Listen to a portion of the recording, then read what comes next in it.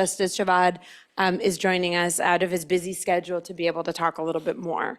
I'm going to introduce the panelists, and we're going to kind of just have a discussion. I'm going to ask them a bunch of questions about the case, and then we'll have some conversation, and we will have time for questions from all of you and from our online audience as well at the end. So get ready if you have some questions in mind.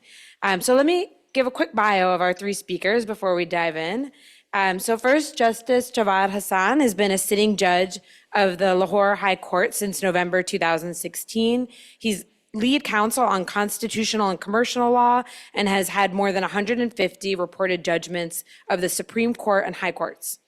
Prior to serving as judge, he worked in private practice in corporate and energy law and was Additional Advocate General of Punjab, where he handled constitutional matters before the Supreme Court of Pakistan. Barrister Ahmad Pansota earned his LLB from University College Lahore and his bar at law from Inns of Court Law School in London. He started his career with Cornelius Lane and Mufti and became the founding partner of Ahmad and Pansota in 2007. And he also teaches at Kinnaird College University, University of Management and Technology, and has taught at Blackstone School of Law as well. And Hafsa, who is, of course, an LLM studying here this year. She's from Pakistan and received her bachelor's from Middlebury College and her LLB from University of London. She spent 6 years practicing as an attorney in Pakistan, including representing clients in the Lahore High Court and Supreme Court of Pakistan. And she's also taught at the Faculty of Law at Universal College Lahore from 2018 to 2022. So we have an amazing, amazing panel here. So I'm going to actually ask Hafsa to kick us off with a couple things, really starting from, if you can explain the judgment. I mean, I alluded to this landmark case, but I'm going to leave it to you to tell us, what is this judgment? And then maybe take us back in time a little bit to talk about the backdrop to this petition in terms of the situation of food waste and food security, the Robin Hood Army, and challenges that were faced by organizations trying to address the issues. Yeah, absolutely. Thank you so much. And thank you so much for sharing the backstory and the introduction. That's one of my favorite stories to share with anyone. And so the judgment is really, I suppose, where it all kind of culminated. And if I were to summarize the judgment in a nutshell, essentially what Justice Jawad does is he connects the Constitution to food access for citizens of Pakistan. So really, if we were to summarize it in a sentence, it's essentially that the Constitution of Pakistan recognizes that every citizen of Pakistan has the right to food. And more broadly, if we look at how that's developed, it's because the Constitution of Pakistan recognizes the right to life. But what is the right to life? The right to life includes the right to an adequate standard of living and the right to dignity. And all of those rights, while enshrined in the Constitution, are really meaningless if people don't have access to the characteristics that can give them an adequate standard of living, such as food, clean water, and of course, Ahmad will also go on about some of the other cases that he's worked on, which have elaborated on this point in terms of what else is included in an adequate standard of living. And in another a more broad sense, what the judgment did is it also included the Islamic principles that are enshrined in the Constitution of Pakistan. So the Constitution of Pakistan is very interesting because it has essentially the objectives of resolution, which is a provision that says that all laws in Pakistan must be subject to Islamic law. They must be in accordance with Islamic principles. And Justice Jawad in the judgment elaborated on how there are so many Islamic principles that include ensuring that your neighbors don't go to sleep hungry, ensuring that everyone has an adequate standard of living, ensuring that even food and water are basic rights and amenities that people need. And so really it was a beautiful way of connecting Islamic law and Islamic principles to the right to food. And finally, what the judgment does, it also talks about international obligations that Pakistan is subject to. So really it holds the government accountable by saying that there are a number of different sustainable development goals and principles like Article 25 of the Universal Declaration of Human Rights that the government of Pakistan it is under an obligation to respect and recognize. And so really, in a sense, all of the different parts of the Pakistani Constitution were brought in tied to the right to food. And if we were to go back a little bit as to how I personally got interested in it, or how myself and one of the other petitioners and counsel, Ahmad Pansota, were involved. Essentially, it's really interesting because I moved to Pakistan as an adult, actually. I was I was almost 24, I was 23 years old. And well, I thought I was an adult back then. But in retrospect, I'm not quite sure. But essentially, it was within the first year that I moved to Pakistan, I started volunteering with a friend of mine to distribute food to essentially, at the time, it was really just children in our neighborhood who would, we would see at stoplights or who wouldn't be in school. And often they would come and they would knock at, the car doors and ask for money. And what we started doing was instead we would hand out food. And they were usually little packets of food we made ourselves. But there was an organization in Karachi that actually had a much more sustainable model. And that model was essentially, it's a zero funds organization. So they don't accept any money, any financial donations. And instead what they do is they accept food donations. And so they would contact different restaurants, hotels, even like at schools or any universities that have like buffets. And they would say at the end of the day or at the end of the week, any food that you have left over that's still edible, hand it over to us and we'll distribute it.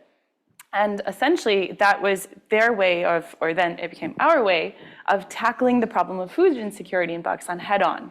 So you've got access to food, you've got food, and you've got people who need food, but you've got this gap in between regarding access. So really the Robin Hood Army was there to provide that access, and it got to a point where we were really struggling to get donations, and that's when we thought that these regulations might be the key role to sort of linking us and giving us that access.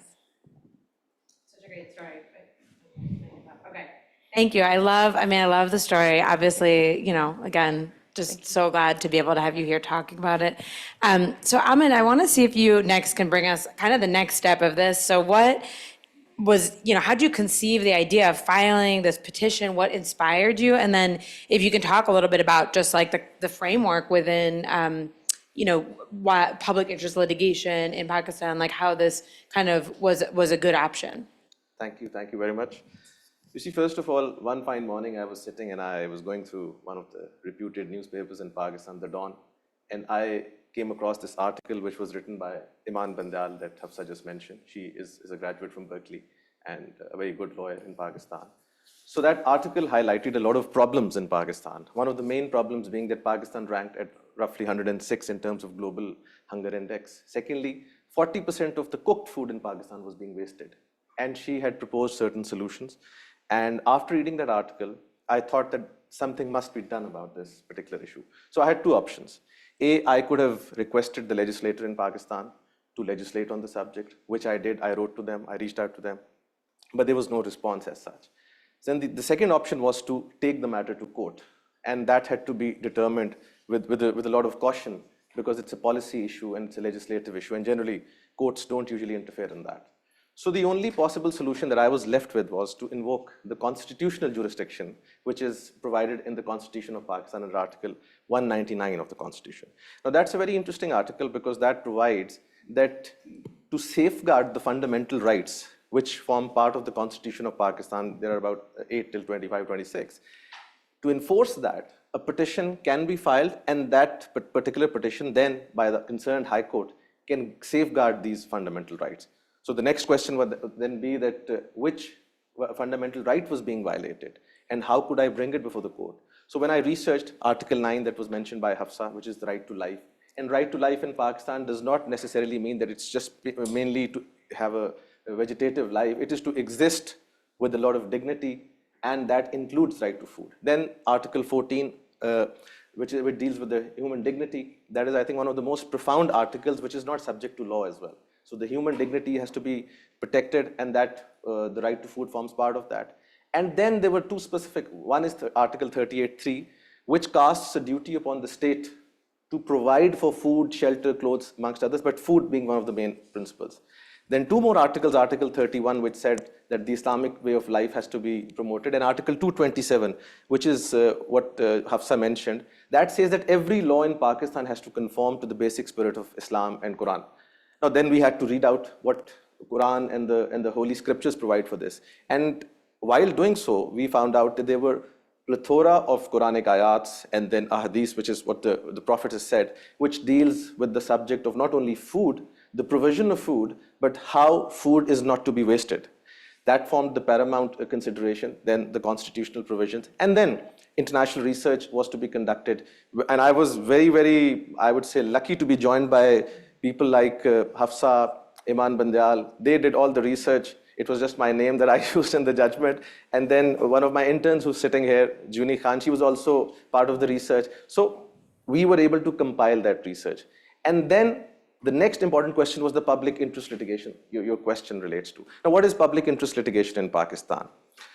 One of the main questions that were posed to me was that why under your own name? In Pakistan, Article 199(1)(c) provides that in enforcing a fundamental right, High Court of that particular province, this being Punjab, can pass any order to safeguard the fundamental rights. Now, these were the fundamental rights that I have just highlighted. To enforce them, I filed this petition under my own name. Why? Because in Pakistani jurisdiction, we have the provision, because there is case law to support that argument, that any person can become a public interest petitioner if it is a public cause. If the cause is to affect public at large. There is a similar provision for the Supreme Court as well, but that adds that a matter of public importance and violation of a fundamental right. But High Court dealt primarily within its jurisdiction. So we sort of availed that, and I filed this petition under my own name. This is probably the only case in my life that I have filed under my own name because I felt that this is a very important subject and it was very close to my heart. And one more important thing that I would sort of see everywhere in the world, which includes my country as well, there was a lot of food which was wasted. People would eat, people would put in food in their plates and then eat a portion of it and waste it. So apparently something had to be done about it. So then we took the matter to court, and in the court, it was taken up by Justice Jawad, who's also part of the panel today, and the matter was then spearheaded. He exercised a lot of caution. A committee was constituted at the government level, which included everybody. All of us were part of it, and we tried to catalyze the process of legislation. So this is a concept which is obviously prevalent, not much in the world, but Justice Jawad is one of the pioneers in Pakistan, judicial legislation.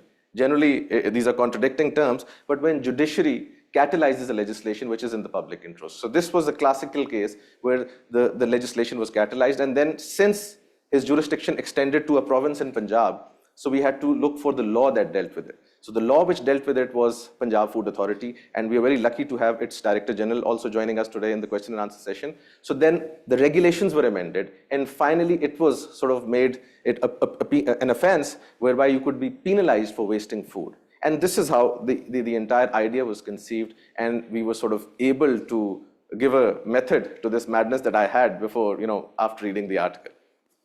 It's so amazing. I mean, I think hopefully everyone's getting a sense of just, all the creativity that went into this. I mean, I'm blown away when I hear about it. So Justice Jawad, I want to bring you into the conversation and just if you can share the perspective from the bench. You received this petition, what were like the considerations in your mind around the right to food, and was this a difficult decision for you to both choose to hear this case and also to make this judgment? Good afternoon, everyone. I'm sorry I couldn't come because I had some cases fixed to the court.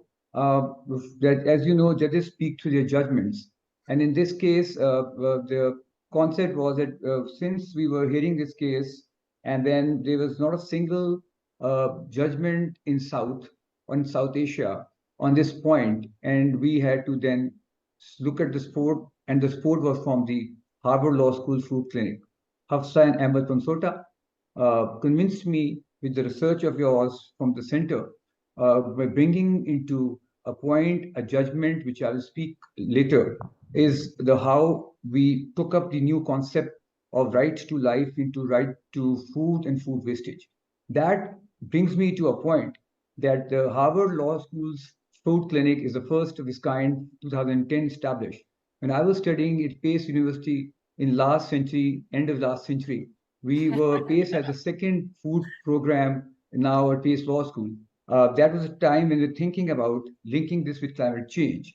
And then what happened was at that time was that when we came and gave this judgment, the first thing I had to examine is the legal anthropology on food laws in Pakistan and globally. And second was, there was no legal anthology of the jurisprudence. Then I thought, let's build a new jurisprudence. To answer your question of building a jurisprudence was that Punjab is comprising of out of Pakistan, 240 million people, 142 million people are in Punjab. And what this judgment, legal considerations in developing right to food in reaction to Pakistan globally was, I'll share with you, there are 15 outcome of the judgment, 15 points to consider. That judgment was mentioned is number one was this judgment developed a new concept in South Asia and in South countries, a concept of right to food is driving out of right to life. Article 9, which Pansota and Hafsa mentioned, right to life was expanded into right to a food and food wastage. On the basis of a Supreme Court judgment, when Pakistan has no clear-cut right to environment in the constitution, the Supreme Court of Pakistan in Shela Zia Wabda held that right to life means right to a healthy environment. On that principles, I expanded the word right to life into right to food wastage, right to food and food security. Second point to mention here is it developed a new jurisprudence followed, relied, and referred by the states and other countries in public interest litigation, standing to suit how can a public citizen can come to court like USA Clean Water Act, like USA Clean Air Act, section 305 and 302. Same thing, a public can come and say, this is a public justice, social justice, and we want the court to have a locus standi and hear the case. Same principles like the US in 1965, the Storm King Mountain case of the environment in the US. Same principles, we picked up these cases and relied on those judgments. Third, and the most important, this judgment brought a new doctrine in Pakistan called doctrine of continuous mandamus. That once the court has given a direction to the government to follow its law, to make the laws, to amend the law, and that can be used later on by the court, the authority to perform a duty by the state functionary. Fourth, and the most important, this judgment of Pansota judgment made the Punjab Food Authority, the secretary will now say, that made the new Punjab Food Authority disposal of excess food regulations. As Mr. Pansota mentioned, they sat down, made a judicial legislation, and that came out to a public, and that has been used, which you see in the video later on. Sixth is that it intertwined Article 9, right to life, with Article 38 of the Constitution of Pakistan by mentioning that fundamental rights are direct rights as per the United Nations Declaration of Human Rights 1948, but some are principles or policies. If some principles or policies mentioning right to food, a state obligation to provide, that is a principle or policy, but if they're read with Article 9 of the Constitution, the fundamental rights, they are now called the explanation of the fundamental rights. That is a very important new principle emerged out of this judgment, which I had to pass while thinking of a future generation of Pakistan. Then we strengthened the Punjab Food Authority to regulate the food wastage and food disposal and food access laws by complying with some international documents.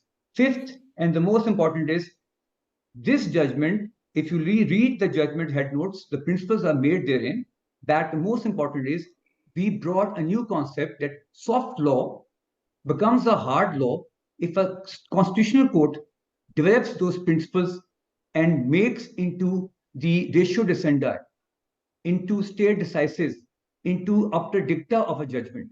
There were some soft laws like FAO food guidelines, like there are some soft laws, some treaties and conventions Pakistan signed only, not ratified, but I held in that judgment that they have a binding effect and respect for the courts to follow. That is something new coming out. Then Islamic provisions, which I just mentioned. Then 13 is that it's been taught in law schools across on the basis of judicial legislation. The court asked the state and the stakeholders to sit down together and make a law. And that law is never challenged because everybody who wants to challenge are a party to that law. And that law is effective, which you see in the video later. And last is the doctrine of Pansota is like a doctrine of Oposa. Antonio Oposa, a very good friend, a Philippine lawyer, filed a case in 1990 in Philippines for intergeneration right to forest and right to children. And that person, Antonio Posa, then came to Harvard Law School in 1997, studied at LLM. Now he's been speaking in Harvard.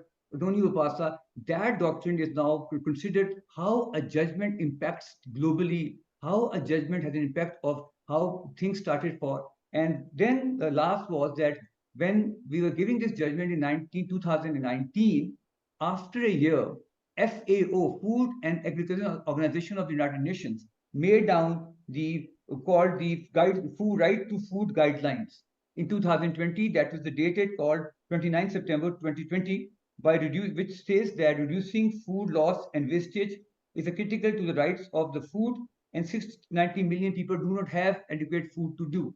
Those guidelines were made after a year of a judgment, and those guidelines provides a mechanism for states to follow, though they are voluntary guidelines, though they are soft law, though they are not the United Nations Treaty or the Security Council regulation, but those, if they are read with the Pansota judgment, Part C of the Pansota judgment makes a mandatory provision of cases to be followed. And the last is that now, after our judgment, Islamabad High Court, another province, Sindh High Court, another province, are now hearing the cases now. And it's a trickle-down effect that they will be now coming out with another new concept in other provinces also. Thank you. Thank you so much. And I think in the next little discussion, unpack a lot of things that we just heard from Justice Jawad. So first, you referenced a video we're going to show in just a little bit, but it's actually from the Punjab Food Authority that was the one of the respondents in the case that, as a result of this, was really compelled to write regulations that would help ensure that surplus food gets donated and gets to people who need it. So we have a really cool video. Before we do that, I want to ask just a couple questions, and then we'll talk about that piece. I guess maybe I'm trying to think where to start. I guess Hafsa, maybe with you, like you talked a little bit about your own experience with children, in the neighborhood on the street corners. But can you say a little bit more about like the situation of food insecurity in Pakistan and why this felt like such a pressing issue, kind of more broadly? Yeah, absolutely. So I feel that food security in Pakistan and food injustice in Pakistan exists on a lot of different planes.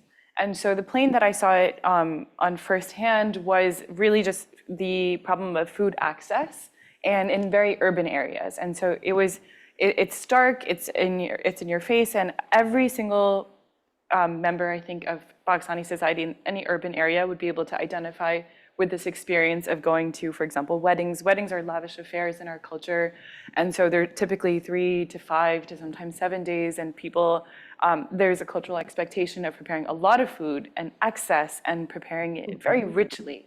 And so I think anybody from Pakistan and or more broadly from South Asia would identify with the experience of seeing, going to a wedding and seeing literal drums of food being thrown out at the end of the wedding, and then driving home and seeing entire families who are begging for a scrap of food. And so that's one plane that I think food insecurity existed on, and that was the only plane which I felt that I could, with my own two hands in some way and through Robin Hood Army, try to ameliorate. But on a broader scale, food insecurity really exists because of, for example, recent climate change events. So for the last few years, every summer or during monsoon season, there are extreme floods in Pakistan, and they wipe out crops throughout Punjab and Sindh, which is Pakistan's breadbasket. And so food insecurity really spikes every year. It's almost a seasonal thing now. And what we see is that crops like wheat and rice are wiped out to such that these are not only are the growers facing food insecurity, but a lot of the potential local consumers will never be able to actually access that food at a reasonable price because the food or the crop that remains is now so much more expensive. And then you have food insecurity at the level of, excuse me, sorry. And then you also have food insecurity in terms of how food is managed after, between being grown, and so between the crop stage and between being prepared. And so there's a ton of food which is not yet cooked. And so Ahmad mentioned that we're talking about cooked food, 40% of which goes to waste. But there's also food that goes to waste before it's ever even prepared. And so there's so many different levels of food insecurity in Pakistan, unfortunately. And so I would hope that this judgment is really the first step in identifying one plane that it exists on, and then step by step addressing it on all of these different planes. And I think that was great. And Ahmed, maybe to follow on that, you talked about this a little, but maybe, just like why use the courts? You mentioned a little, but maybe going back, because I think this is really different. You mentioned judge-made legislation. We were talking last night, that's sort of taboo in the US. It's like no one wants to, it's like a bad word to say a judge is legislating from the bench, but there's sort of a different sense and different culture there. Like, why is that such an important and useful tool? Well, before I answer that question, UK Lord Chief Justice Lord Kanwat was in Pakistan, and we were all hosting him. And I was able to do a small segment with him. I asked him a question that, do you believe in judicial activism? And for a moment he said, well, every judge is supposed to be active. I said, no, I'm talking about something else. Judges are supposed to catalyze the process of legislation. And for him, it was something completely archaic, as you just mentioned, America.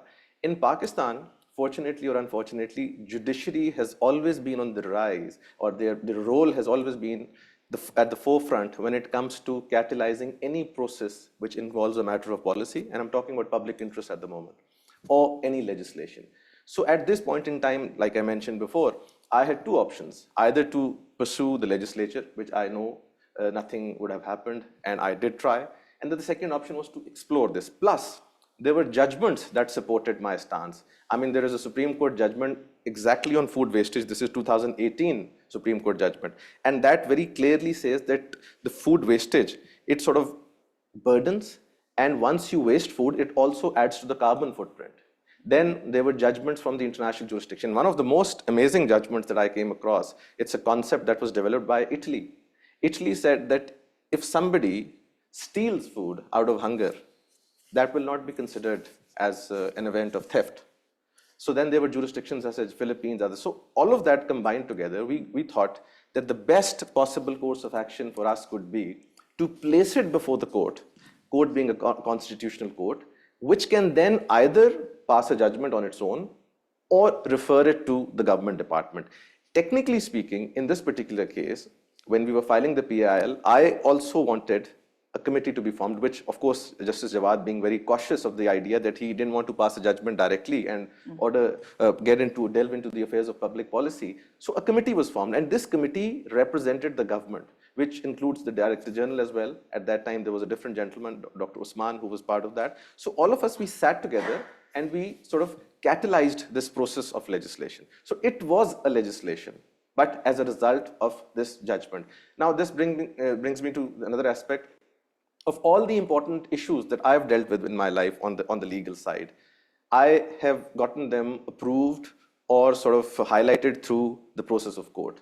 I have worked on the transgender side, I have worked on this right to food, then animal rights, and 90% of these judgments, by the way, have been passed by Justice Jawad. So the real issue is that the matter is sensitized. So when there is a judgment from court which talks about right to food, immediately the legislature will jump in. And this brings me to another important aspect, that in 2019, after this in 2022, there was another judgment that was passed by Justice Jawad. This is just to highlight how the executive takes care of anything which is passed in form of a judgment. We sought the serving of free meals to children in government schools. The state should be duty bound to do this.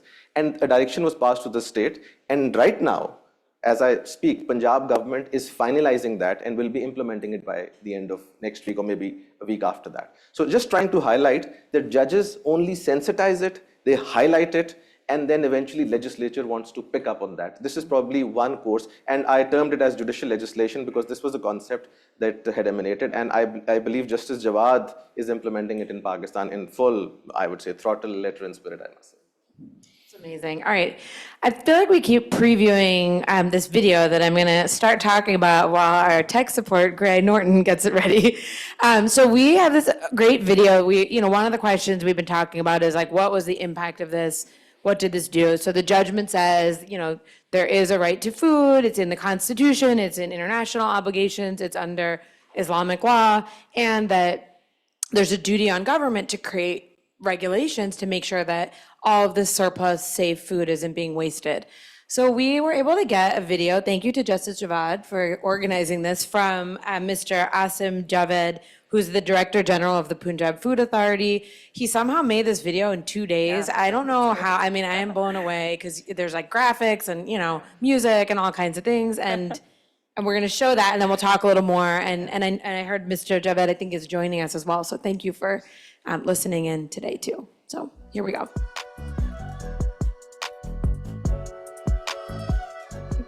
I'm Muhammad Asim Javed, Director General Punjab Food Authority.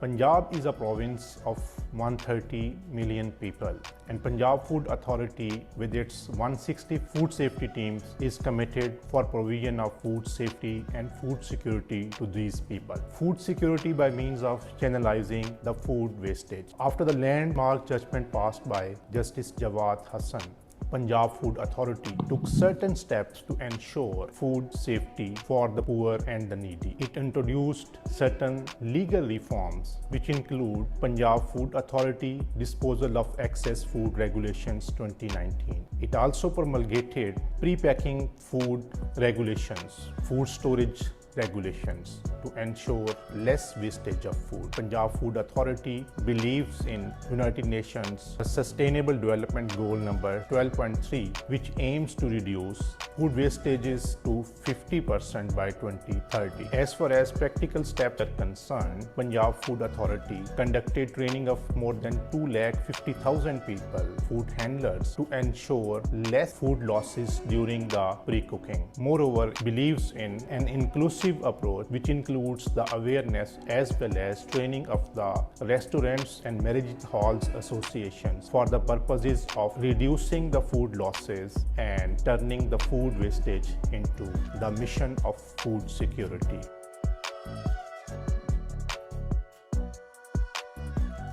These are some of the steps which practically reveal Punjab Food Authority's commitment towards channelizing food wastage into food security.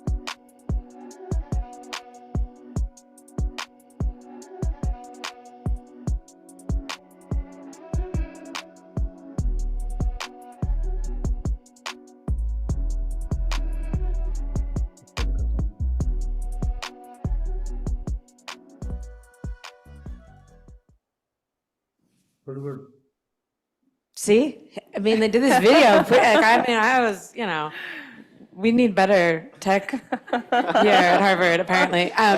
Okay, so I'm going to ask only a few more questions, and then I want to open it up because I know people here probably have lots of questions to ask. So I guess a couple things. I think first is just building on the video, and maybe to Hafsa and Ahmad, the questions more, is this what you would hope? Like, is this kind of turned out, what you are anticipating?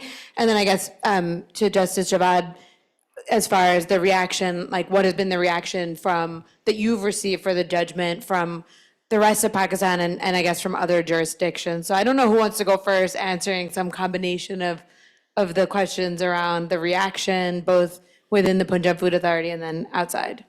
Sure. So I'll try to keep it short so everyone can jump in. But I think part of it, if I'm trying to answer the question of was this what I expected, I also have to sort of be truthful about what it was that I expected. Sorry.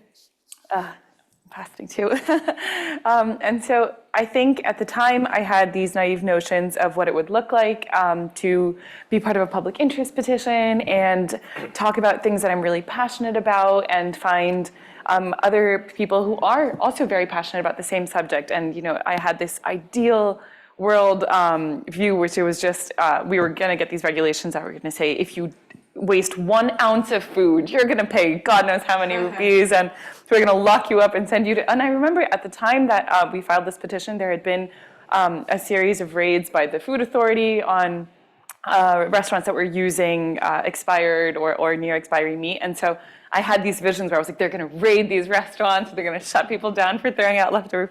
So perhaps my expectations are a little bit high, but I like to think I'm an optimist. And so I think what happened was after the regulations were drafted, and even while the regulations were being drafted, it was a bit of a reality check because there were a lot of committee members who represented different parts of society. For example, the Restaurants Association and the Food Authority itself that had slightly different interests. They all wanted food security, but they had different perspectives. For example, how will we ensure that if someone gets sick from this donated food, that we have someone to hold liable? And so those were aspects which, in my ideal world, I hadn't really grappled with.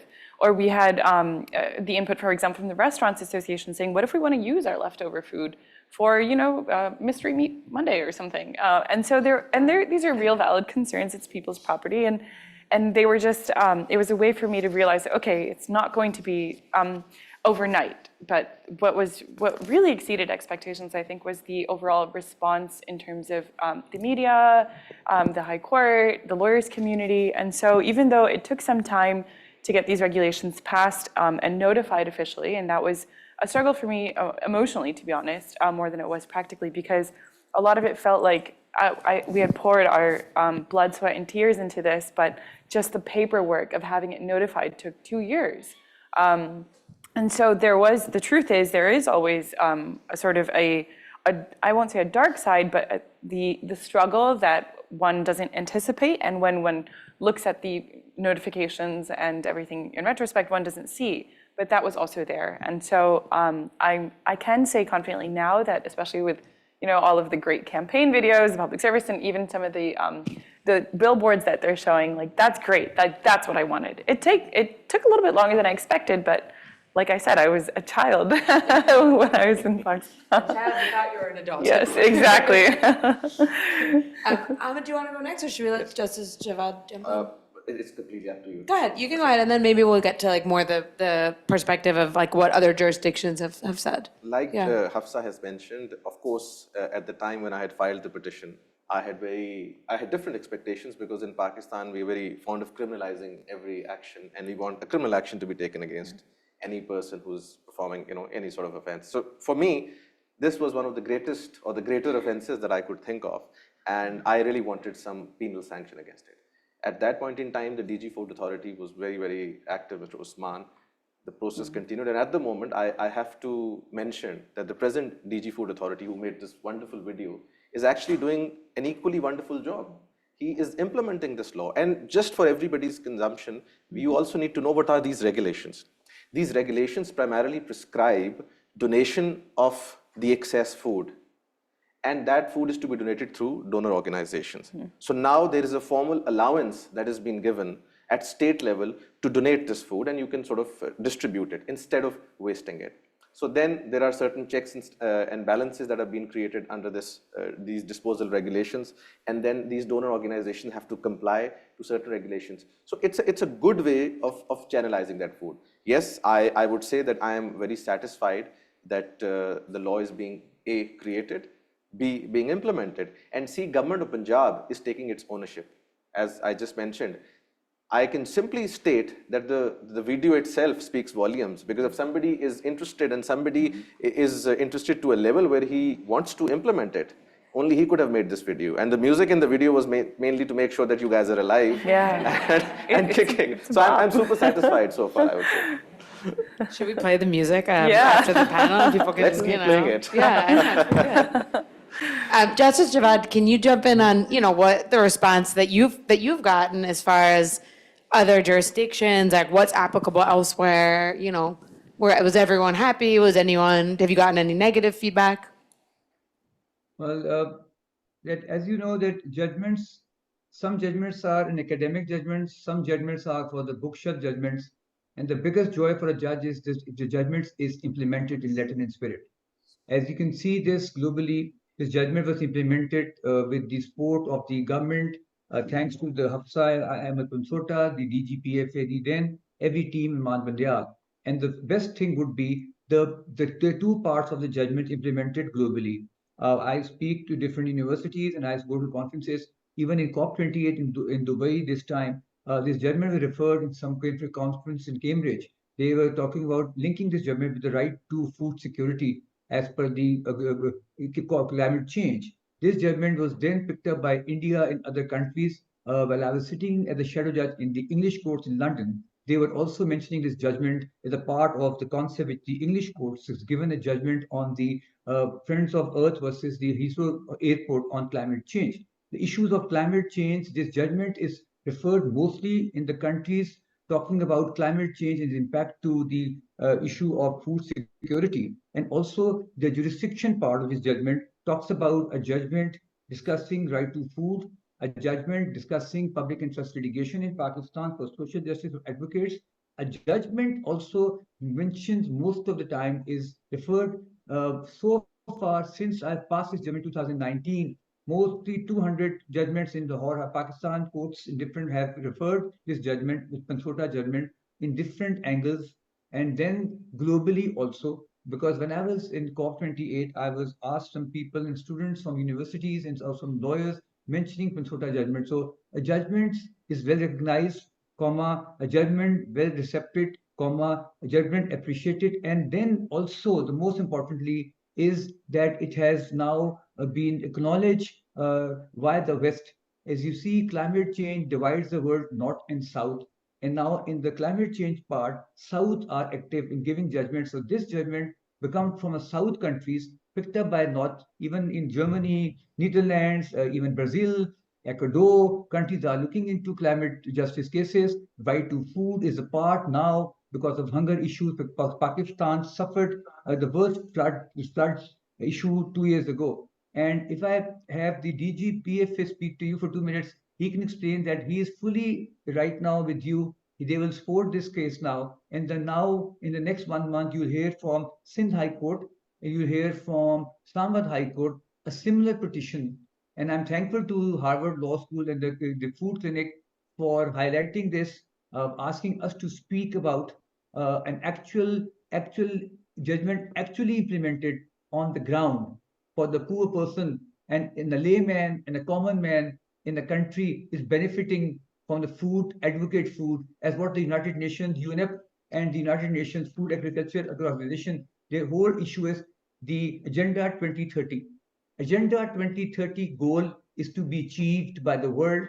And the reason I became a judicial legislation judge was when I was giving these judgments, then I found out the Canadian courts in the issue of mines became the judicial courts. Some countries comes out when the executive is not functioning, the parliament is weak, or parliament has no law, the judges can come and say, I will ask you to sit down and make a law in a gray area on the issue of social justice, issue of economic justice, issue of justice for people of Pakistan. And this gives a fundamental right to every citizen, a right to food, a right to food wastage in Pakistan. Thank you. Thank you. It's amazing just hearing, how much impact it's had.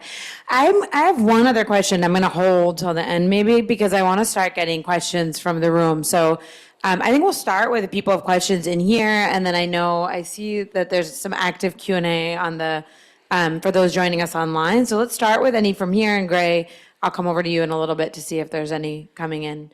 Anyone have a question for us?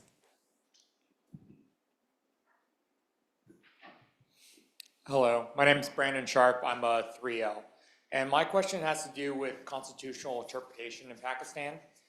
So it seems like, unlike in our system where there's debates if it's dynamic or static in terms of the language, it seems to be dynamic due to the more legislative nature of the Pakistani Supreme Court.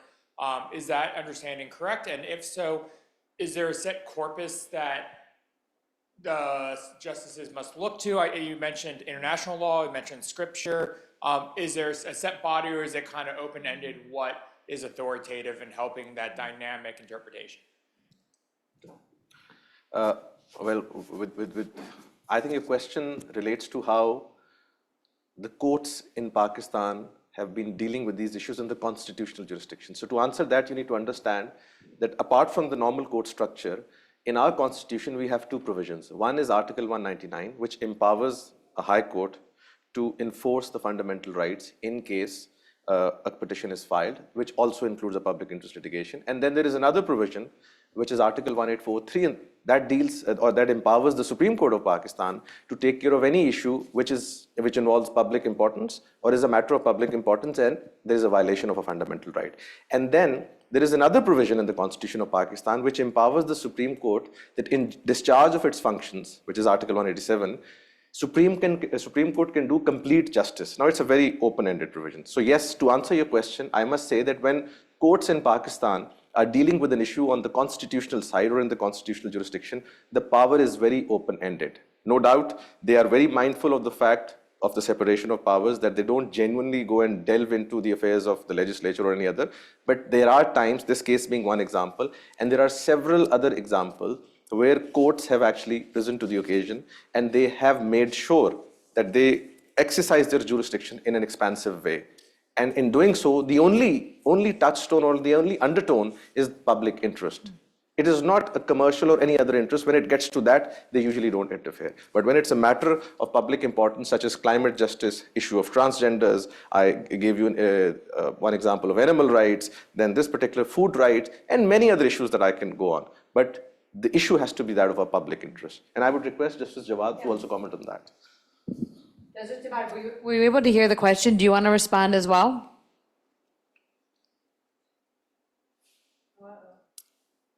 Oh, you're on. Well, you're muted. You're muted. Justice Jawad. There we go. As Ahmad explained that in Pakistan, the courts have a jurisdiction under the constitutional jurisdiction involving fundamental rights. And the issue, this question, is that fundamental right to life was infringed.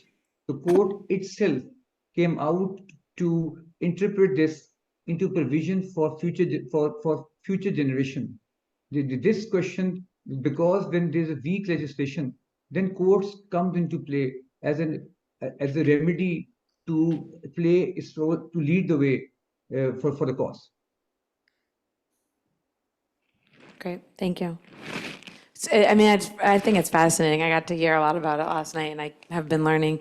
Anyone else in the room? Do we have other questions from in here? Yeah, got a couple over here.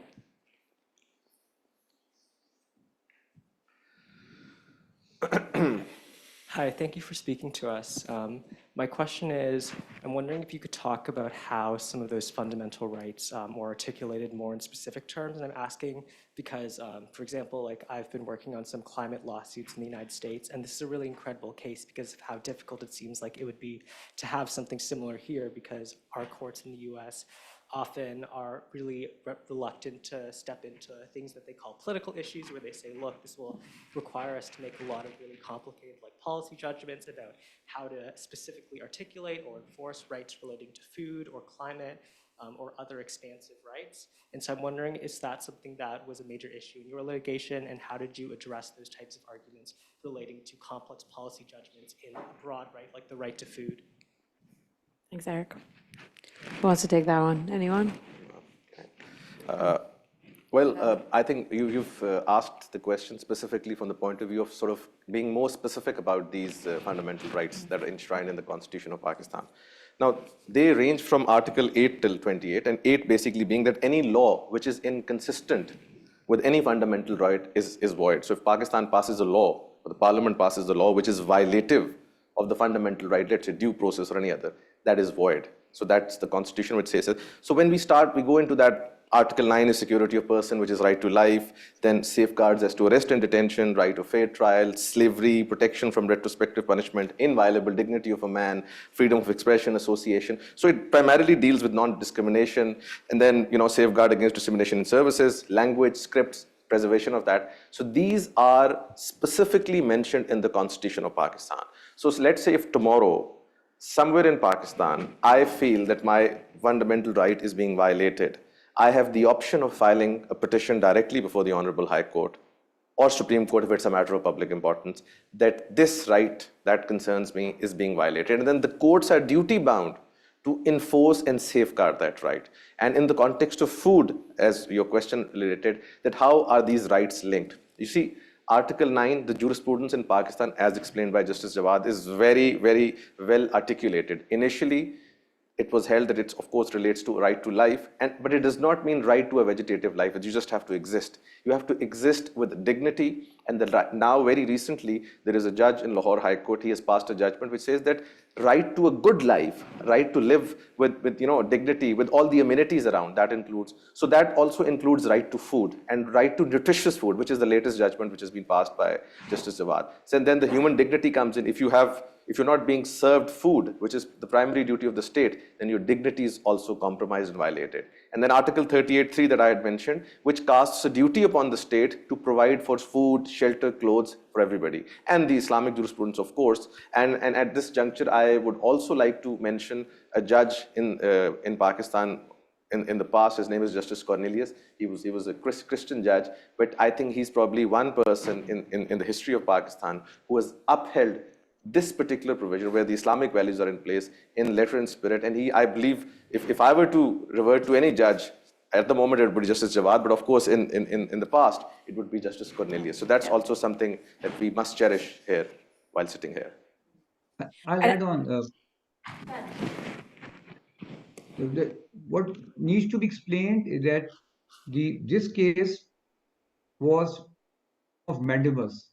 In Pakistani constitution, like other countries, a person can come to a high court straight if there is a violation of fundamental rights, asking for 5 things, 5 kind of writ petition. This was writ of mandamus to direct a person to do what is required by law to do. So what I examined in the judgment was there are the federal provincial bodies, authorities which had laws, but some have gray areas, some had no laws for food wastage. Of mandamus to direct them to do something. The second writ is writ of certiorari to declare anything done which is against the law, or writ of prohibition. So this is the constitutional jurisdiction which was picked up in the last 30 years from the Indian courts and Pakistani courts in the causes of environment, human rights, child labor, in food, and those are all linked and intertwined with the constitutional rights. And the Pakistani constitution is totally a true translation of the United Nations Declaration of Human Rights 1948. Pakistan ratified that. The Pakistani constitution reflects the entire United Nations Covenant on Civil and Political Rights 1966 and Social and Economic Rights 1966. Those 3 and also certain international treaties, because Pakistan has signed and ratified most of the international treaties. And once the Pakistan comes out in an international stage, the first thing they ask that Pakistan complies with the international law, and that is a mandatory requirement of the international treaties, which executive implements, which the parliament implements. If none, then the courts implements. So these 3 factors are looked into while some countries for Pakistan a case study. I'm going to just add one editorial comment on there. And then I saw there was a hand up here. I think, did you have your hand up too? Maybe we can get you a microphone to ask the next. Just that I think, in the US, there's a big distinction as well in terms of we have not ratified the, International Covenant on Economic, Social, and Cultural Rights, and just have maybe a different framing of some of those fundamental rights. So I think it makes it challenging. But I think that there's a lot we can learn and take from this, even if the context is different. I mean, I think a big thing to me also is just there's been a lot of in the work that we've done trying to reduce the amount of food wasted to make sure food gets to people. There's some critique saying, well, that's against the right to food. And I think this really shows, if you really look at them together, and there's no functioning system for food to be distributed, and you're throwing it away, kind of as Hafsa mentioned. So I think there's all these other takeaways too. But I think I also want to say that we're planning to post a lot of resources related to this on our website. So the video from this event will be there. We're going to post the decision, the regulations, and then some other materials that the panelists have shared with us. So there'll be a good place to go and check out some of the other information. All right, other question up here. Thank you. Thank you for this really enlightening discussion. I had a question, maybe you touched on it already before, and I'm sorry for that, that's the case. But could you perhaps expand a bit more on the enforcement mechanisms attached to the judgment, if any? You mentioned a few of the measures that were taken right after the judgment was rendered, but concretely speaking, are there consequences to be faced by companies or even individuals who engage in food waste? Thank you. Hafsa, okay, we'll have to take that, and then maybe we'll go to Gray after this one for some online questions too. After Hafsa, good. Yeah, so essentially, you mentioned enforcement. So there's two types of enforcement really that I think we had to look at. One was enforcement of the judgment, and then enforcement of the regulations which were drafted in accordance with the judgment. So the judgment itself essentially directed the Punjab Food Authority to notify these regulations. And so that was the first phase really of enforcement, was making sure that we all got together, we had these great recommendations from the Food Law Clinic, and then we had all the different stakeholders come up with these great words on paper, but when are they going to actually become law?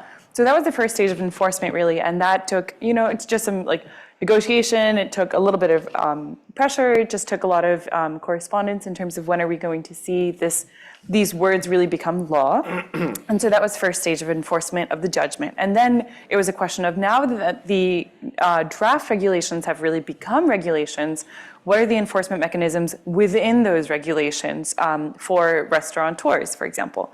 And the regulations are interesting because they actually place obligations on both food donor organizations, such as Robin Hood Army, which I was appearing on behalf of, and also the hotels and the restaurants that actually cook food and then waste food. So essentially what it did is it created not just a penal mechanism, but sort of like a collaboration mechanism. And so it said that food donor organizations have to register themselves, which essentially makes us available to restaurants and hotels. And then they have access to a list of food donor organizations, and they are required to keep a record of how often they donate a certain amount of food, how much food they donate, and which donor organization they donate it to. And then that donor organization is required to report how much food they pick up, who they pick it up from, basically confirm that this food is being handed off to us. And then they're also supposed to, they're required to confirm where they've donated it to. So one of the organizations that was actually, one of the restaurants that was in the video is Manal. And I would just take a moment to recognize that they have been incredible. It's a very popular restaurant in Pakistan, and they donate, and they had a sign, this much food was wasted yesterday, that could have fed 240 people. That kind of, essentially they are giving a platform to those kinds of restaurants to lead by example. And so you've seen, so we see these kinds of enforcement mechanisms that are on paper.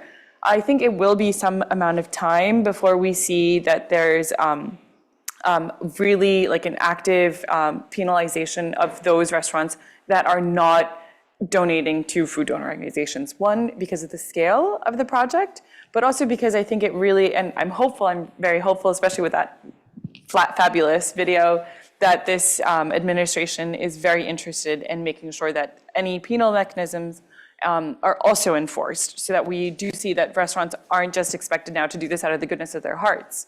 Now, hopefully, they'll turn to doing this because they're afraid they're going to get slapped with a fine, which I'm okay with. Just a quick comment. To answer this question, Because I know, good.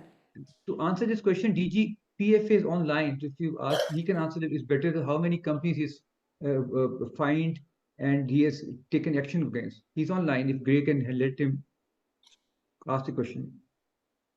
Ask him, Javed.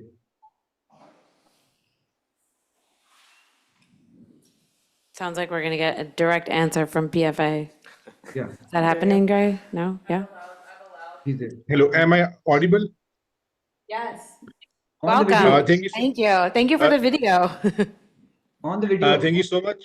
I'm grateful to all the people who invited me, and I'm grateful to Mr. Justice Jawad Hassan, who passed this landmark judgment, I must say. As far as implementation side is concerned, we people are of the view that there are two sides. One is the legal. For that matter, we have enacted disposal of excess food regulations 2019, and as well as we have also notified Punjab Food Authority cold storage regulations to ensure the food wastages which are done because of poor cold storage conditions.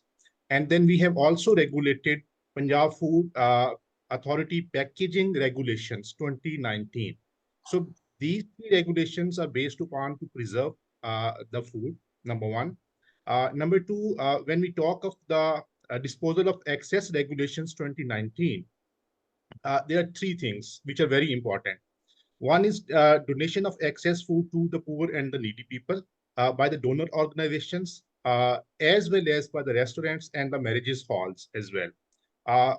Number two, that that food should be fit for the human consumption. That must be ensured. Number three, we plan out of these regulations and through awareness and enforcement mechanism to make to ensure that 50% of the discardable food is reduced by 2030. So these are the legal sides. And then when we talk of the enforcement, I must say that Punjab Food Authority has been able to train more than 250,000 food handlers who are trained in a way that during the cooking period, they too save certain quantity of food. And then once they serve the food, they to serve in a way that it is not wasted. And then afterwards, we have got donor organizations like Ahuvat organization is there, Allah Wale organization is there, which collect food from certain restaurants and distribute it to the poor and the needy.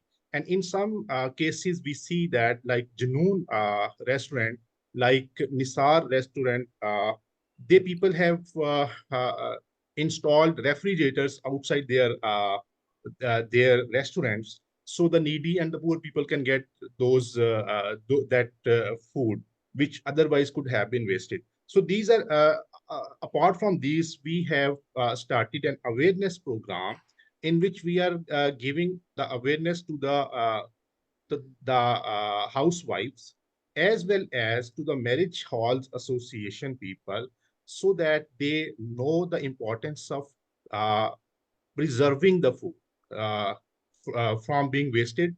And we believe that it's beginning of a noble cause, and we plan to channelize the food wastage towards food security, because food security, as Honorable Justice Jawad Hassan mentioned, it's a basic fundamental right covered under the Constitution of Pakistan. So I believe that our inclusive approach, which is from the legal side, from the court side, as well as from the society, as well as from the concerned government agencies, which plan to execute all these regulations and relevant laws, we can save food for the poor and the needy. And I must say that Mr. Pansota, Ms. Hafsa, they are to be appreciated for filing the writ petition before the Lordship of Justice Jawad Hassan. It's a landmark judgment, and it would open a noble cause, I would say, throughout the globe. So these are some of the points, and we are committed. And I must say that as per report of United Nations Environment Program 2021 report, Pakistan stands out 148 out of 215 countries in terms of food waste per capita.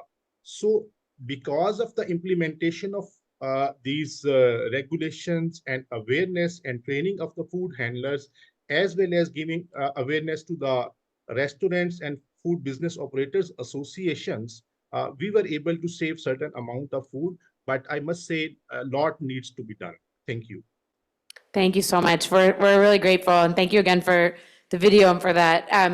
I know we're getting close to the end, but we haven't gotten to hear from some of the online questions. So Gray, I was wondering if you might be able to just pick like 2 questions and throw them out to us, and then we'll let the panelists kind of answer how they can, and then we'll close out. And before that, just to say, anyone who's here, if you want to chat more, we're going to have coffee across the street at the clinic afterwards with the speakers, just to chat a little bit more informally. Great, over to you.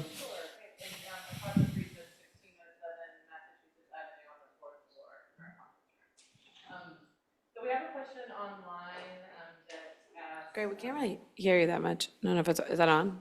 Yeah. Okay. Is this better? Justice Jawad, can you hear me? All right, go ahead. I'll just say them again. Okay. Essentially, how do the panelists foresee the impact of this judgment on how food sovereignty is viewed in Pakistan as an extension to food security? Essentially saying from a trade law perspective, Pakistan's food production systems are pressured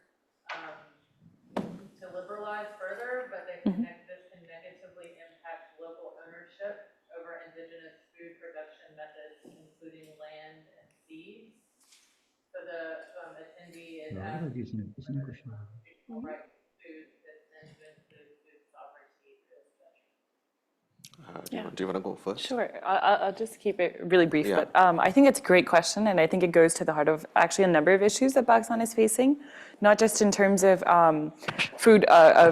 ownership of land, but also in terms of Pakistan is actually a net exporter of different crops, and a lot of those crops that Pakistan is an exporter of, those are the crops that most domestic citizens don't even have access to. And so there's a huge gap in terms of Pakistan's trade policy, in terms of what's beneficial for the economy and what's beneficial for the citizens of Pakistan. And so I, for one, think it would be very beneficial if these questions were basically brought to the forefront, either to the federal ministries of food and agriculture or before the court, again, if the court were willing to entertain such a petition, because I think that's the direction we need to be looking into. And I, for one, would be hopeful that it does begin to address questions of food sovereignty. Just one little call. You see, one aspect of this question that really intrigues me is why the food sovereignty and why the food is respected so much in our jurisdiction. One of the part being that it's our legal obligation. But like I said, the Constitution mandates that nothing is to be repugnant against the provisions of Islam, Quran, and Sunnah. So I would just like one line. It is from Surah Al-Araf, verse 31. It says, "Eat and drink, but waste not excess food, for Allah loveth not the wasters." So it is also part of our faith to protect food and to make sure that it's not wasted. So that the sovereignty part, the food sovereignty part, becomes more important for us because it's also part of our faith when we practice it. All right, I know we have some other questions online, which I'm hoping we can save and, see if there's some way to follow up afterwards. I want to just thank our panelists, and I hope that you'll join me in giving them a round of applause for this amazing work and discussion.